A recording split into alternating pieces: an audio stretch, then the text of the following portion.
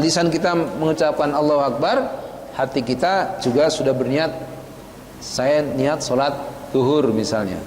Allahu Rabbi wal Islam dini wa Muhammadan Rasulullah. Imam Syafi'i itu sudah sepakat dengan ulama lain bahwa niat itu ada di dalam hati. Niat itu amal hati. Nah kemudian ada seseorang, ada seorang yang dia senantiasa diliputi was-was. Ada orang yang ragu-ragu, was-was. Ketika mau sholat nggak khusyuk dia. Maka dia bertanya kepada ulama, Pak Ustadz, boleh nggak saya kalau sholat itu nggak, ya selalu was-was lah, ragu-ragu, boleh nggak saya ucapkan? Maka ulama tadi mengatakan, ucapkan dengan lisanmu, seperti orang yang haji dan umroh, berniat haji dan umroh itu. Maka dia kemudian mengucapkan niatnya ketika mau sholat itu dengan usolli fardhu subhi raka'ataini adaan ma'muman lillahi ta'ala, usolli fardhu zuhri, dan seterusnya. Ini dia mengucapkan seperti itu. Tapi kemudian dipahami oleh orang lain, dipahami oleh orang lain, ini menjadi sesuatu yang wajib diucapkan. Wajib diucapkan. Usolli fardhu subuhi dan seterusnya. Nah, padahal ulama itu mengatakan hanya untuk orang ini yang hatinya itu selalu was-was ketika mau sholat. Boleh kita mengucapkan usolli fardhu subuhi dan seterusnya, tapi itu jangan dikatakan sebagai niat. Nah, jadi niat itu yang ada dalam hati kita. Kalau tadi, jadi ambil jalan tengahnya tadi. Tadi kata ulama kepada seorang yang hatinya was-was tadi, dia bilang, yaudah kamu ucapkan niat itu dengan lisanmu. Artinya bagi orang yang was-was, kita ambil jalan tengahnya. Bagi orang yang was-was, dia boleh mengatakan dengan lisannya, usolli fardhu subhi dan seterusnya. Tapi itu adalah amalan lisan. Jangan dikatakan itu adalah niatnya yang sesungguhnya. Niat yang sesungguhnya itu dalam hati, dalam hati. Niat kita dalam hatinya, dalam hati kita. Jadi boleh nggak mengucapkan itu? Boleh, silakan. Sebelum takbiratul ihram, kita jangankan dengan bahasa Arab, dengan bahasa Indonesia pun bisa.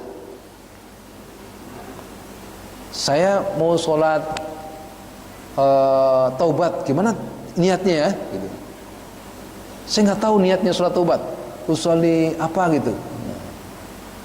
Usolli sunatan taubat atau apa gitu? Nggak hafal saya. Akhirnya karena nggak hafal niatnya, nggak usah sholat deh. Ya nggak begitu. Jadi boleh kita niat dengan bahasa Indonesia boleh, tapi sebelum takbiratul ihram. Sebelum takbiratul ihram kita boleh. Saya niat sholat taubat karena Allah Subhanahu Wa Taala. Saya niat sholat hajat karena Allah. Saya niat sholat istikharah dan sebagainya. Boleh. Bahasa Indonesia, bahasa Arab, maka usolli boleh.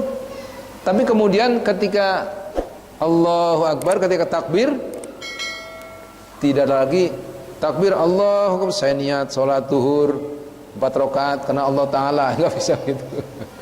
Ya, jadi ketika takbir, hati kita berniat karena Allah Subhanahu Wa Ta'ala. Yang jelas, yang pertama kita pahami adalah bahwa niat itu salah satu rukun dari sholat ya. Jadi kita harus berniat, kita harus niat. Nah, niatnya itu ketika sholat itu, ketika kita takbiratul ihram, Allahu Akbar. Ketika Allahu Akbar, kita tuh niat dalam hatinya itu niat sholat apa? Ada dalam hati kita, Allah. Hati kita, lisan kita mengucapkan Allahu Akbar, hati kita juga sudah berniat, saya niat sholat zuhur misalnya, saya niat sholat asar. Ya, orang yang kemudian mengucapkan usolli fardhu zuhri arba'a raka'atin makmuman lillahi ta'ala, gimana? Sah. Tapi bukan sesudah takbiratul ihram, Allahu Akbar sambil usolli fardhu zuhri. Enggak. Jadi sebelum takbiratul ihram boleh. Tapi bukan wajib. Artinya kan Rasulullah bersabda, "Shallu kama ra'aitumuni usolli." Salatlah kamu sebagaimana aku salat.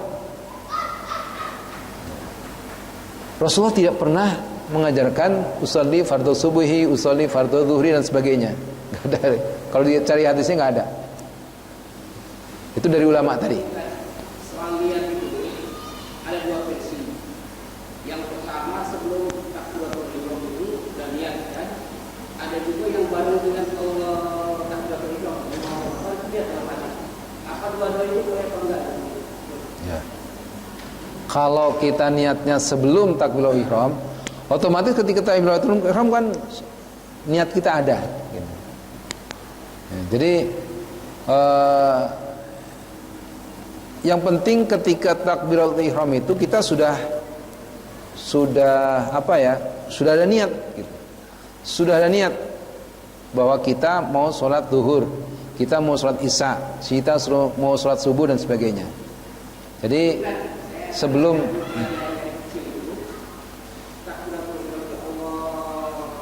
sudah barengan saya, nggak masalah itu.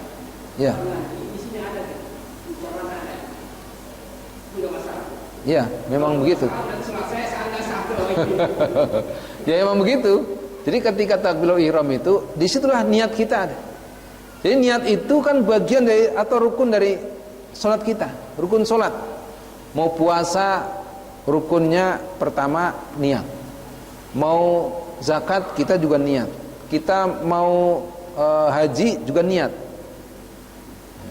Kita mau sholat niat. Jadi ibadah mahdhah ini rukun pertama itu udah niat. Tapi itu tadi niat itu dalam hati. Yang perlu kita pahami adalah bahwa niat itu ada di dalam hati kita. Adapun lisan kita mengucapkan usolli dan sebagainya itu adalah amal lisan, amalan lisan, bukan hakikatnya niat. Di hakikatnya niat itu hati kita. Jadi kalau kita udah lisannya berbusa-busa tapi hatinya nggak niat, ya bukan niat gitu. Jadi yang penting niat hati kita, dalam hati kita harus jadi tadi mengucapkan usolli dan sebagainya itu boleh bagi orang yang kalau kita was-was, kita ragu supaya kita khusyuk, supaya kita menyatukan hati kita, boleh kita mengucapkan usolli fardhu subuhi raka'ataini imaman atau makmuman lillahi ta'ala. Untuk menyatukan supaya ketika takbiratul ihram itu kita benar niatnya. Ya, boleh-boleh saja. Mau pakai baca surat An-Nas, mau baca doa apa, boleh saja ketika sebelum takbiratul ihram. Tapi ketika sudah takbiratul ihram, udah ada niatnya, kemudian tidak ada ucapan-ucapan selain itu, selain bacaan sholat. Nah gitu. Jadi paham ya? Maksud saya niat itu ada dalam hati. Kemudian yang kedua adalah waktu dan tempat niat. Waktu niat adalah di awal ibadah kita. Seperti takbiratul ihram tadi untuk sholat. Kemudian ihram untuk haji. Kalau haji kita harus ihram. Di situ juga niat. Labbaik Allahumma hajjan, labbaik Allahumma umratan. Nah, ini kalau haji demikian. Kalau sholat tadi ketika takbirul ihram, itulah waktu kita niat. Kemudian yang ketiga adalah kandungan hadis ini terkait dengan keharusan berhijrah. Keharusan berhijrah. Artinya apa? Hijrah dari negara yang kafir kepada negara Islam. Ini wajib bagi seorang muslim jika ia tidak bisa melakukan ajaran Islam. Nah, jadi kalau dia tidak bisa melakukan ajaran Islam di satu negara, dia boleh berhijrah ke negara lain yang dibolehkan melakukan ajaran Islam. Nah, kalau di negeri kita boleh nggak melakukan ajaran Islam? Boleh nggak sholat? Sholat boleh. Jadi tidak, saya berhijrah dari Indonesia ke Arab Saudi karena hijrah supaya ini, ya enggak, bukan. Karena tidak ada halangan untuk melakukan ajaran-ajaran Islam. Nah, ada hadis yang mengatakan tidak ada hijrah setelah Fathu Mekah, ya, atau penaklukan kota Mekah. Maksudnya adalah tidak ada hijrah dari Mekah sesudah Fathu Mekah, karena setelah Fathu Mekah itu di Mekah sudah menjadi negeri Islam. Jadi tidak ada larangan untuk melakukan ajaran-ajaran Islam di situ. Kemudian yang keempat adalah orang yang berniat melakukan kebaikan, namun karena satu atau lain hal, misalnya sakit parah atau meninggal dunia, sehingga tidak bisa melaksanakannya, maka ia tetap mendapatkan pahala. Jadi kalau seseorang itu sudah berniat, ya, tapi kemudian meninggal, tidak bisa melakukan apa yang diniatkan itu, maka dia mendapatkan pahala.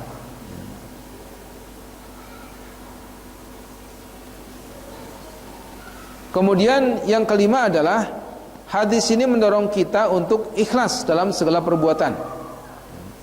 Jadi keikhlasan dalam setiap amal ini sesuatu yang penting dalam setiap amal kita. Kemudian yang keenam adalah semua perbuatan baik dan bermanfaat jika diiringi dengan niat yang ikhlas dan hanya mencari keridhaan Allah Subhanahu wa taala, maka perbuatan itu dinamakan sebagai amalan ibadah. Jadi tergantung pada keikhlasan kita, tergantung pada niat kita setiap amal yang kita lakukan. Demikian saya kira pembahasan dari hadis ini.